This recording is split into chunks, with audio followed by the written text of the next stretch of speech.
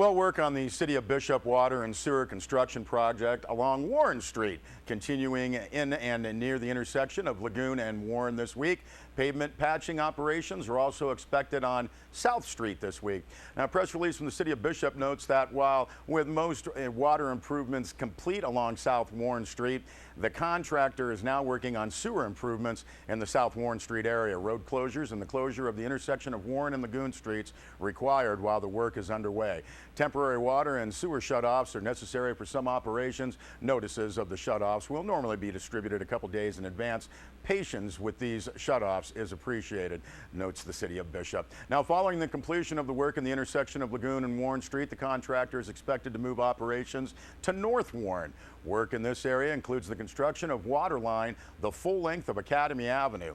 All utility work is expected to be completed in December. Construction of street improvements along Warren Street is expected to start as early as January and last into May 2015.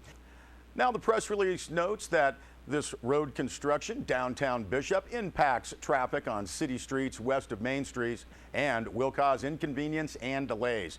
Closures include full intersection closures, and when intersections are closed, you will not be able to get through the intersections. Equipment, workers, excavations in the street, uneven pavement, and other hidden hazards will require attention even when work is not underway.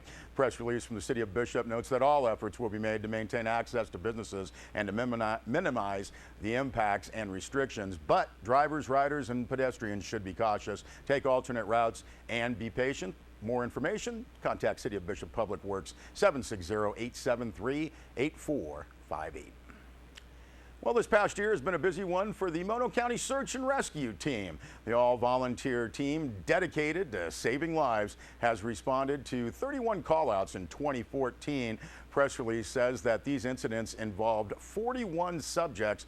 All but one was a visitor to the Eastern Sierra and Mono County. Now, these incidents also included 15 searches and 19 rescues that resulted in over 275 volunteer team hours spent in the field. Now, a press release from the Mono County Sheriff's Office says the search and rescue team is so grateful for the support they received from all the Mono County community members and want to thank those who also attended the Valley Uprising film screening and fundraiser that was held over the weekend at Canyon Lodge.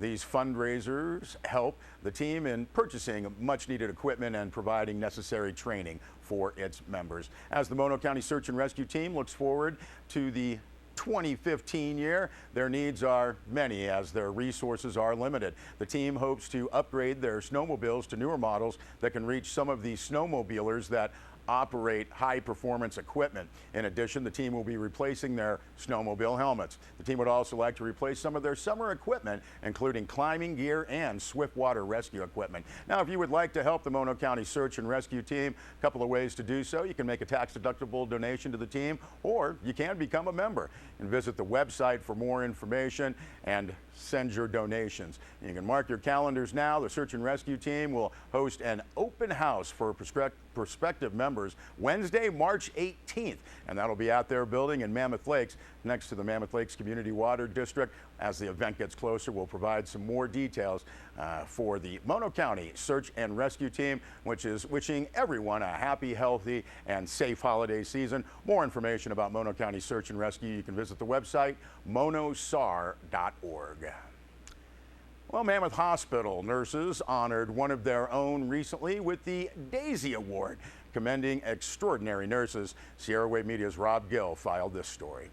On October 10th, Mammoth Hospital nurses honored one of their own with the Daisy Award, commending extraordinary nurses. The award is part of the Daisy Foundation's program to recognize the special contributions nurses make every day to the well-being of their patients. 14 nurses were nominated in various specialties throughout Mammoth Hospital, but the award went to Joe Merriman, a nurse in the post-anesthesia care unit. Well, I've been working at Mammoth Hospital for over 8 years now, and I've been a nurse for about 22 years. I didn't really expect to win it because we have so many great nurses here at Mammoth Hospital. When I won the nomination, it was a total surprise. Merriman was quite surprised when the people who nominated him actually showed up at the awards ceremony. I just wanted to thank Joe because he made me feel like I was not his job. He made me feel like a person. And He was great. Thank you. Well, first, I would really like to thank the people who nominated me, but in particular, they said that they nominated me because I made them feel like real people and not just shuttling them through a system or doing a job. And I think that that was great for them to say it, and it's much easier to be more personable here at Mammoth Hospital than a big city hospital. That's nice. And Joe Merriman was nominated by locals Jerry and Terry Semino. For more information on the Daisy Award, how to nominate a nurse, go to the website, mammothhospital.com. And we're receiving information that the show American Pickers is interested in visiting the Eastern Sierra early next year, and they would like to get connected with interested local collectors. A press release says American Pickers is a documentary series that explores the fascinating world of antique picking. This is on the History Channel. Now, the hit show follows two of the most skilled pickers in the business, Mike Wolf and Frank Fritz, as they embark on an epic road trip across the United States in search of America's most valuable antiques, from motorcycles, classic cars, and bicycles to one-of-a-kind vintage memorabilia. Now, hitting the back roads from coast to coast, Mike and Frank earn a living by scouring the country for hidden gems in backyards, basements, garages, and barns.